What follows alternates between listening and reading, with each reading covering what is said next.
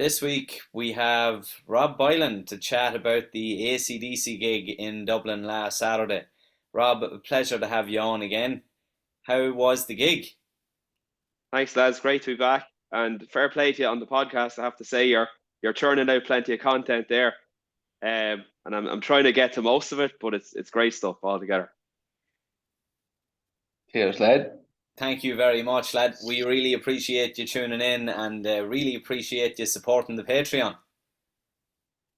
Oh yeah, no problem. Anything to keep it going and yeah, no, you boys keep doing what you're doing. It's definitely it's great. Like it's very interesting. But it's great to hear feedback like that. But as the same, I learned a lot from your own channel. I thought it was a very good podcast you done about the some of the albums that were recorded up in Dublin in the Windmill Lane. Yeah, the On Women Metallica Lane, bit. yeah. Yeah, with Reload. I enjoyed that. I didn't know that. Yeah, it's funny because I went up there last year and did the tour of Windmill Lane, and it's fascinating. Like if you have any interest at all, it's well working up. I don't think it's that expensive, and like you'd be in there for 2 hours. It's just amazing some of the stuff that's been recorded there, and some of the stories they have. But they were going through the bands that had recorded there, and I think everybody knows like U2 recorded there, and ACDC did a bit of work there, and the Rolling Stones. But they had Metallica on the list. And so being a Metallica fan, I was like, I never knew Metallica recorded an album in Wimble Lane in Dublin. So I Yeah. had to research this, had to find out what happened. But it's kind of I think they recorded the Read Old album in I think it was in San Francisco in the Plant Recording Studios in Marin County. But Marion Faithfull, she sings the vocal part on The Memory Remains. And I Yes. think her section was recorded in Dublin for whatever reason. I don't know why but I thought it was an interesting fact. Yeah. Yeah. On the ACDC topic too, Luke, remember I was telling you before that my mate actually, I said this to a few people about ACDC recording in Dublin, and a few people were like, are you sure? And I was like, yeah, because my buddy told me a story that while ACDC were recording there, that they were hanging around outside. And I think they done a whole night. I think the story actually, one of the lads actually ended up sleeping in a bin or something. That would be another day's topic. But the Angus Young's security or something came out and were like, lads, look, the boys are deep into recording. They can't come out. But here's the slab of cans. And they give the lads a slab of cans. And they hung out for till the early hours of the morning, and the band came out then and signed a few bits and pieces for the boys. Yeah, Class. Legends. yeah, Class. No, it's interesting because I was doing a deep dive on ACDC before going to the gig, to get psyched up for it. And yeah. I was watching a couple of videos of their drummer, Chris Slade. I don't know, you'll probably know of him, Luke, as well from drumming circles. He Yeah, would have played with The Firm, Jimmy Page, and Paul Rogers. And he would have played with Manfred Mann and a progressive rock band called Asia. he was So he was a fairly good drummer, and I remember I would have was he the drummer who was featured in the Thunderstruck video at the time? yes, he Bald as bald, head. skinned head, yeah. And Yeah, he was he also on the Donington live that one that Oh, you and have album. behind you. I had that album as Yeah, well. I yeah, had the this one here, CD in yeah. the car. It was brilliant. That one there, yeah. Yeah, loved that's it. cool. Loved it. It's a great one, yeah. But There was a so hell of a lineup that day, wasn't there? that was, yeah, I think it was 1990. So Was was it? Metallica supporting that day? I seen it recently, and I'm afraid to say anyone, but I seen the lineup of the poster. Was it '89? Well, it was on the Razor's Edge album. I'll just grab it here and see what year it was. So it was 1990 that album was released. So Okay. it must have been around then sometime. Yeah, yeah. I remember there was a fantastic lineup. That sorry, I'm cutting you off there. I seen the No, you're grand. poster during the week, and I don't know if it was. No, it wasn't therapy in that at that stage. It was. Oh, never mind. Carry on. Sorry. Yeah, it was a great. Them Doningtons back in the day were phenomenal. Yeah. They just had like 3 or 4 massive rock bands every year. It was just class. But the drummer anyway, he did an interview and he spoke about ACDC recording in Dublin for the Razor's Edge album. So he was new to the band, and his first assignment was recording this album, and he was just told meet in Dublin on this date, and they were recording all the backing tracks. And for some reason, Malcolm and Angus just weren't feeling it in Dublin. Now, I had heard from another bit of research I did that they were fond of going to the local pubs, and I think Malcolm was going through a bit of falling off the wagon at the time. So maybe just the temptation was too much, but the boys decided to up sticks and head to Vancouver to finish the album. That But they would have used been the in backing tracks from Brian Dublin. Adams' studio. Yeah, the Little Mountain Studios in Vancouver. Yeah, loads of great records recorded there over the years. Actually, I think some of the Black album was recorded up there. No way. Yeah, there's a part on the Year and a Half in the Life of Metallica when James is up there. I think he was doing like overdubs on Nothing Else Matters with, extra guitars like Telecasters and 12 strings and stuff like that. So yeah, but that's a big studio over there. But like they did use some of the stuff that they recorded in Dublin on the Razor's Edge album. So like Thunderstruck and Are You Ready and Money Talks, all them songs, like a lot of them backing tracks would have been done in Dublin, which I thought was fascinating. Absolutely fascinating. Definitely. So tell us about your day in Dublin. How did it kick off? What time did you head off? So I was going up with the bass player from the Pearl Jam tribute band that I'm in, Cottle. So he lives in Ashbourne. So I picked him up. I drove up, so picked him up on the way, and we got parked there at Whitehall, Luke, which is a famous place for all of us from this part of the country. Myself and Rob came to meet was on the way out of the Bruce Springsteen gig in Croke Park back in May, and he had noticed me from the podcast. So I was You're a celebrity. Running my big mouth, talking away, and was easily overheard.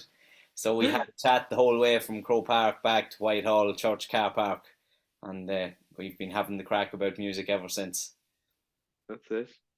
But it's a great spot there because it's free parking, and it is. It's handy, Rob, isn't it? Yeah, it's very, very handy. And we got lucky now with buses. We just got out and got a bus down, and the same coming back up the road. So it was no hassle at all. Massive crowd went in for it. Like I have to say, I know they advertised Croke Park as like 82,000, but I think that's like All Ireland final day with the hill full, and obviously, a football match on the pitch. But obviously the way the stage was set up, there's no one on the hill for the Croke Park rock gigs, but they filled the pitch with people.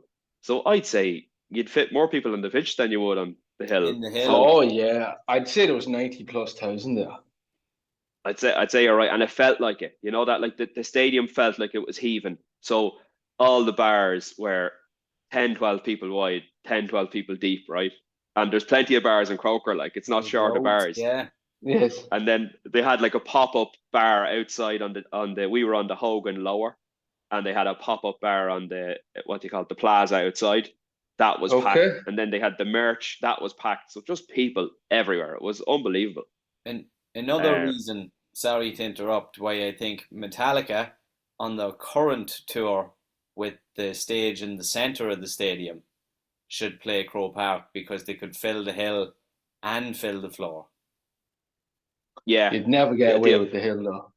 Why Safety, not? Safety. Safety reasons, yeah. Yeah, it's the same with any of the when they were doing, wasn't it the rugby and the soccer games in Croker? They couldn't fill the hill because of European regulations. Ridiculous. But did you get to the pop-up shop in Dublin for the ACDC merch? No, I didn't hear much about that now. Did you hear anything about it yourself? I think I seen that Overdrive. I think they had some sort of a promotion with them, and they were giving away early entry into it and stuff like that. It just kind of reminded me, because we seen the pop-up shop in Madrid, and I didn't know ACDC was doing it as well. It must be a common thing now, because merch and ticket sales is the only way they're really making money these days. So I did see the pop-up shop was, that just up from the Button Factory between Dame Street and like Temple Bar, that it was just there on the left. I don't know anyone personally that went to it, but I seen some of the merch and stuff, and looking at pictures of the actual gig, there was a lot of people wearing merchandise. Yeah, so there was. I'd say half the people wearing merch. It was this tour. You know, I Yeah. had my T-shirt from 19 years ago or 9 years ago. I was happy enough, but I didn't want new merch. But yeah, there was plenty of people with soaking up the merch. You know, Yeah. because like like that gig, it could like it's probably going to be AC/DC's last gig in Europe, um, but it's the last scheduled gig on the Power Up tour. So you know, it kind of felt like that, felt like a special day. You know, Yeah. like the stadium was full. We got in about I think it was about 20 to 7, and the band opening were a band called the Pretty Reckless. So they're a good rock band. They've been on the scene a long time. Okay. And to be fair now, they made a very good account of themselves. They were very loud and only like bass, drums, guitar, and a female vocalist, but very, very good rock and roll band. They impressed me Where are they anyway. from? I think they're from the States. I Okay. think they're American. So they were good. They come on early actually because they were scheduled to come on at 7. But a mate of mine had tickets for the pit, and the people he was with were mad to get in and see that band, and he was in from about 25 past 6, and he said they came on at half 6 on the button, No which is way. unusual because usually a support band they might be on time or 5 minutes late, but to be a half an hour early, it's very strange. So I'd say there was a lot of people disappointed if they were going in to see them. Yeah. You know, but of course, like, you know, 15 minutes before AC/DC took to the stage, then the pubs were emptying outside and people were coming in, and the place, I couldn't believe it. Like, even said it to Cottle, the place just filled up. Like, there wasn't an empty seat anywhere. It No, was like crazy. the pictures just looked absolutely unreal. Like there wasn't a blade of grass to be seen on anywhere. Obviously, and you know what I'm saying. I'm sure it was covered the grass, but it was packed. It was packed. Yeah, it I was th heaving now. Yeah. So And like, sorry, go on. I was just going to ask about the set list, but go on ahead. Yeah, no, I was just like, it was very interesting because like AC/DC have gone so much in the last, they've gone through so much in the last 10 years to still be touring and still Mm, be doing what they're doing. Like, so like a lot of people probably know Malcolm was diagnosed with dementia in 2014, and then he passed away in 2017. So that yeah. they got the nephew Stevie Young in to play rhythm guitar. And then they had their drummer, you probably heard this, Luke, Phil Rudd. He had some issues with the law where he lives in New Zealand. He attempted murder. He was arrested for. Yeah. Yeah, and there Yeah. were, I know I haven't read much into it. I read a little bit about it at the time, and there was some speculation that it might have been more than one charge against him and sort of things and different things like that. So you Yeah. can't go into too much speculation, but I don't know. The man could fucking play drums. He was good. Oh, here. Oh, to hold down that groove, like it's just Honestly, yeah, unbelievable. he was just a human metronome. Yeah, Great absolutely class example for. for all younger players trying to develop a good feel. If you can play the AC/DC tunes and make it feel good, then you're going to go a long way. Sometimes I find that with some kids who are mad to get into metal, they want to play Slipknot, not really so into Metallica, Gojira, Slipknot straight off the bat, and you're like, okay, double pedals. It's like, well, can you play Tom Petty? Can you play AC/DC? Can you play Metallica? We'll start there with Groove and see how we go. Yeah. You got to crawl before you walk, boy. But man, AC/DC is Exactly. such a Oh, good exactly. good starting point, even for guitar players. Yeah. Yeah, you're right. It's the little nuances of when to mute the chord and let the snare ring through and all of that good stuff. Like the rhythm is so key in AC/DC. But yeah, like so the last time Phil Rudd was going through all that trouble, the last time I saw them in the Aviva, that was 2015, I think, and they were on the Rocker Bus tour. So Chris Slade, the baldy headed fella, he filled in on the last tour, but he's a phenomenal drummer. Great player. So yeah, he's fantastic. Like and then on this tour, so I think Phil had retired then, so they brought in Matt Long. Um, and then, of course, Brian had issues with hearing loss. So Axl Rose had to fill in at the end of the last tour on about 22 or 23 shows. So, and there was a big question mark as to whether Brian would ever tour again. And then I suppose, yeah, then the bass player retired, Cliff Williams. So they went through a lot of changes in the last 10 years. So it's a testament to Angus to keep going, you know, in what he believes in, and keep putting the albums out, keep touring, keep giving people what they want. And it felt like that on the night, you know, because they had a different bass player as well. Chris Cheney is in there with them, and he's played with Sasha Snakepit and Jane's Addiction and a few other bands like that. So it was a different rhythm section in terms of drums and bass. But to be honest, I thought it gave them great energy as a band because they had younger players in the band sort of taking up the mantle, you know. Yeah, yeah. But yeah, like just on the set list, like I have it here written out in front of me. To be honest, like they didn't leave out much. You know, they started off with "If You Want Blood, You've Got It" from Highway to Hell, and that just set it off. And then they went straight into Back in Black, and like the crowd from that point, the crowd was in the palm of their hand. Like, you know, it's just class. And you know, AC/DC fans, they know every song. They're so into the music. So yeah, I'm just running through. Like, obviously, Thunderstruck they played.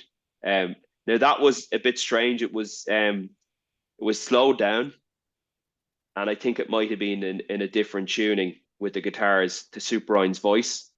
So it did sound a little bit different than the normal version you'd be used to, but still to hear it live is great, you know. Powerful. It's such a great song, and that song pops up on charts again and again, like even on the Spotify streaming and all these types of charts. Yeah. It seems to be multi-generational. Like my kids know it, you know. Like, yeah. Did they have much not pyro and stuff, but like, you know, bells and whistles throughout the songs, you know, like with the big bell and the different bits and pieces? Did they have much on stage kind of stuff? Yeah, they had a bit, yeah. So they had a bell that was lower down for Hell's Bells. That was pretty cool. And then, to be honest, most of what was happening was on the screens. So just on I know screens, back in the day, like you know that song "Whole Lot of Rosie." Yeah, back the big blow up. Yeah, yeah, they used to inflate like a big blow up doll essentially at the back of the stage. It was class. Yeah, it'd be like bouncing all over the place. Yeah. So they're doing that on the screen now, you know, which is obviously more economical for them. Yeah. But yeah, no, they were absolutely fantastic. Like so they played through like "You Shook Me All Night Long" and "Shoot to Thrill," and then "Whole Lot of Rosie." "Let There Be Rock," Angus played like it was like 15-20 minute guitar solo with like no backing music. It was just it was madness, like, you know. And you know, Angus's solos, they're so you know, it's him. There couldn't be anyone else in the world bar him when he's playing a guitar solo. Just got a certain style. It's a bluesy style that he has to his playing. He doesn't overdo it, just plays the notes that need to be played. And yeah, it was great. Like, and his age to be still doing that, it's just phenomenal. Yeah. Smoking cigarettes and shredding on the strings, man. Is he 70? I don't know if he's hit 70 yet. He's well into the 60s. Jesus, fair play to him. Yeah. I see him out signing stuff outside the hotel too during the week. Was pretty cool too. Really? Yeah, I seen a clip on something on Facebook or something, and there was people kind of hovering around the Marion, and he came out with security, and he's like, you could see other people like, oh my God, it's Angus, and he's like, no, it's just these people that have been waiting. Like, so he did maybe. It looked like maybe 5 to 10 people. He signed a couple of albums, and it looked like he went back in. But fair play to him.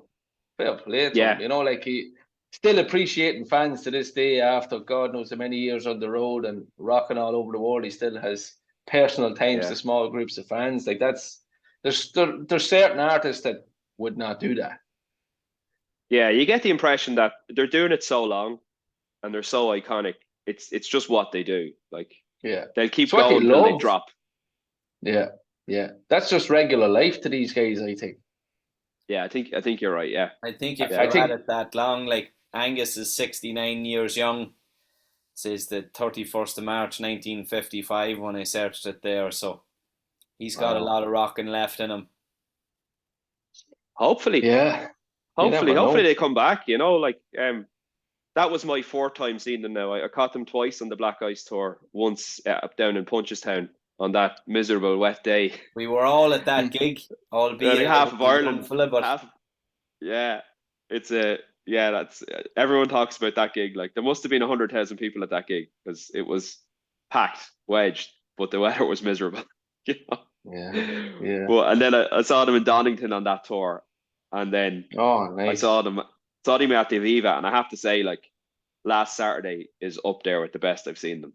Honestly, like I can't, I can't remember the Aviva one. 2015 it was, Gavin. Yeah, I don't know why I didn't go. I'm trying to think what the hell was on. to be Yeah, honest, now the Aviva, we were on the lower tier for the Aviva as well. Similar enough position, like lower tier, right back near the corner, so a good bit from the stage. And the sound in the Aviva wasn't great. Right. The time we had saw them, but last Saturday the sound of Croker, like you know yourself, it's a stadium, so you're dealing with a Yeah. lot of variables there in terms of sound. But it was as good as it could be. But it was loud, like you know, It was my like, ears were ringing for a few days after that one. I oh remember man, that's Really, really loud. I remember the one in the Aviva for a particular reason, that I was after finishing a day's work and I'd been offered tickets to go and decided not to go, as I had some commitment to go somewhere with the girl I was with at the time, and I had put petrol into my mother's car, which was a diesel. oh Jesus. And I I wouldn't be telling remember anyone that story. the person that I called happened to be at the gig. And I Oh, was like, oh, what about? I was grand. I only put €20 in it, so I had to fill the rest of it full with diesel, and it was grand. There was no problem with the car, but that was a real silly goose moment for myself, so it was. So I won't forget that one. Yeah. yeah. Should I have went think to the I gig. so you seen them twice, Luke, was it? I've only seen them once. I Or you saw seen them them at in Punchestown? Punchestown when that was 2009, the 28th of June, 09, and I would have been, I was 10. I caught them in an indoor gig. That was special. Uh, it was the Black Ice Tour in New Jersey in the Izod Arena, and what do you call them? Was opening for them. Oh, the Hardly the answer. answer, was it? Yeah, it was the answer. Yes, yes, and the sound. Oh, talk about ears ringing, unbelievable. And then about 2 years after that, they came to, which is now Knox Giant Stadium in it's actually in New Jersey. But that was again, like you said, Rob. You have variables, you have weather, you have different things for an outdoor arena. And I do think that the football arenas in America are more open than even a soccer stadium, like we say, like the Aviva or that. And from what I remember, the sound, I was in about the 100s, I think, as well in the Giant Stadium. But obviously, comparing it to an indoor gig, the indoor gig was unbelievable. Unbelievable. That was around, I'm going to say 08, 09, something like that. 08, maybe late Yeah. 08. And It that was the was, classic. That was the classic lineup from the Back in Black album. You know, so you were yeah. getting ACDC full on that tour. They were brilliant on that tour. That was the open with the Rockaway train and Runaway, Yeah. yeah. Yeah, I remember that and as well, yeah. yeah, and the And the, train kind of comes out through the stage. That's what I was on about the kind of what's the word? It's not pyro. What's the word? Like what is the graphics word? or the stage presence. Props or whatever you want to Props. call them. Yeah, like and I think Brian Johnson, like you know the way like he had the famous running down the runway through and jumps on the rope and pulling the thing for hell's bell. I think he done that then, like Yeah, he was a but fit man back then. yeah, but yeah, unfortunately I heard mixed reports. Obviously he has his troubles with his hearing and stuff, but there was something a friend of mine said that his in ears or something wasn't perfect in Croke Park or something. But look, these things Yeah, happen. You know what I mean? You got to I run with know. it. You got to roll with it. You got to, they're doing their best. And from what I heard, a lot more positive reports than negative. So that's great to hear. Yeah, no, he was. You could notice. I said it to Cottle actually at the time. You could notice he was wearing his in-ear monitor pack on his belt at the back, and you could notice he was reaching his hand around a lot to it, and he was sounding Mm. to the sound engineer and the monitor engineer at the side of the stage to put his volume up. So I noticed that a couple of times. But he's a pro. He kept rocking on, and Yeah. didn't let it stop the show or anything. They do take gaps between the songs, so he can catch his breath, and probably so Angus can sit down and have a ciggy. But yeah, they're class. Yeah. They're just class. They're iconic rock band. Like it's your your meat and potatoes rock and roll. Can't go wrong. And he's still doing the old Angus Young shuffle up and down the stage non-stop. I still can't do it, and he's doing it at nearly 70. So there you go. Like Yeah. he's class. He's Yeah, just he must have class. no kneecaps left at this stage. He must sit down all day resting, and then it's like 2.5 hours on stage. He lets all his energy out. Because, like, I don't know, like, Luke, if you've seen that video of him in the Marriott, like, or the Marions, or not the Marion, which one was it? Doesn't matter, whatever, that It hotel in was Dublin. Like, it was the Marion, I believe. yeah, it was the Marion. Like, he looks his age off stage, I should say. And, like, for a man to do what he's doing at 69, you said, Luke, Jesus, if I can do half of that or a quarter of it, I'll be happy. Well, I tell you what, he looks to be having fun. He looks to be Yeah. happy. Like even Yeah. off stage interactions, you see pictures, you see. I was Brilliant. enlightening Gavin Robb on a picture I had seen on Facebook of himself and somebody else and a security guard having a cigarette outside the airport in Paris, probably before they had embarked for Dublin. And they just looked to be having the time of it. Yeah. Smiling, chatting, having fun. And ultimately, if that's what you're doing, then you're gonna be having great crack, Well, I regardless guess, of the shape of your body or not, whether he feels yeah, his age or whether he feels younger. Once you're having fun, that's the main thing.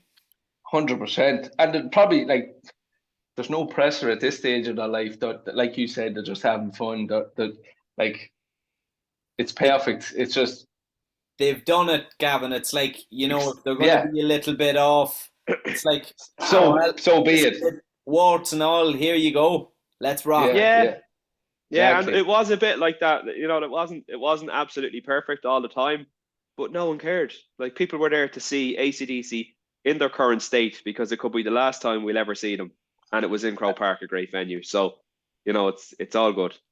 I wanted to ask you about the crowd, Rob. Was it obviously a mad range of ages, but what about nationalities? Was there many that travelled? Did you talk to many from, say, outside Um, around Europe? didn't talk to that many people now though. You obviously hear a lot of northern accents. So I think the big rock concerts in Dublin, because I don't think Belfast gets as many. A Okay. lot of people from the north come down, and I think that's always the way. And then I'd say a lot of people like living in Ireland, maybe like Eastern Europeans that like rock music. I think there was a couple of people sitting in front of us that were from Eastern Europe. But Okay. like age wise, it's funny. Like a lot of people bring in their kids and that type of Yeah. thing. Like they're bringing the next generation into rock and roll. And then a lot like kind of our age, and then older, obviously. But Yeah. no, a wide range of ages. I think ACDC are Good. one of those bands they can cross the generational gap. 100%. 100%. Yeah, I like when I was at home that night and it was on, I was like, oh, should have went, you know. But just didn't work out for me anyway. But it's great to hear that it was a great report. And how long did they play for? So they were on stage about 8:15, and they were off just after 10:30. It's So it was nice. around 2 hours 15 minutes, or a little bit longer, which That's That's good is going. rocking. phenomenal. Yeah, and no halftime interval or anything. There was gaps between songs for the lads to catch their breath and stuff, and probably tune up That's fair enough. guitars and stuff. But yeah, Yeah. apart from that, like you couldn't complain. You got a full rock show, and they represented all the albums, all the important albums anyway. So it was yeah, I really What was can't the complain, to be honest. what was the highlight song for you? Um, so I think Back in Black is just one of those songs for me Yeah. it's got such an unbelievable groove in it. Mm. And then, great guitar solo and breakdown and everything. So I thought Back in Black, but they play it so early, I think it would Yeah. be better near the end when You people are, nearly want them to play it again. It's that iconic. Yeah. yeah, But they've so many hits though. They've so many hits. You could finish or you could start on probably from 5 to 10 different songs, on each end of the set, I'd say. for sure. For sure. There's You know. actually one of my favorite parts of an AC/DC song. You know the song "For Those About to Rock." We Yeah, salute and you. the cannons. Yeah, The cannons. It's brilliant. Like, but through that song, Luke, you know the drums in that they change tempo Yes, about 3/4 of the way through. Like that burst of energy. It's just the crowd was going mental at that point. You know, it was unbelievable. they were And losing at that stage, it was dark. You know, and you could get the full effect of the lights and the the screen on lights. stage. Class. it. It sounds like one hell of a gig, man. Oh yeah, yeah, it's top notch, top Sounds notch. like we Definitely, missed definitely up out there. big time. We missed out. Yeah, yeah, definitely, definitely. Have you anything else lined up for the end of the year, Rob? Gigs Yeah, wise? going up to Kilmainham on Tuesday to see Blink 182. No way. Nice. Yeah, I might be up there myself. If I am, I'll give you a text. We'll get a pint. absolutely. Yeah, yeah. Yeah. Let me know. Stay tuned to our album reviews. Oh yeah, very good. Yeah, yeah, yeah. We'll have to have you on for an AC/DC album review soon. Yeah, whenever suits, lads. You let me know. We'll arrange Definitely. something. Lovely Definitely. stuff. Well, thanks a million for the chat, Rob, and we catch you soon. Rob, we'll catch No you bother, soon. lads. Thank you. Cheers, lads. All the best. Take Bye it bye. easy.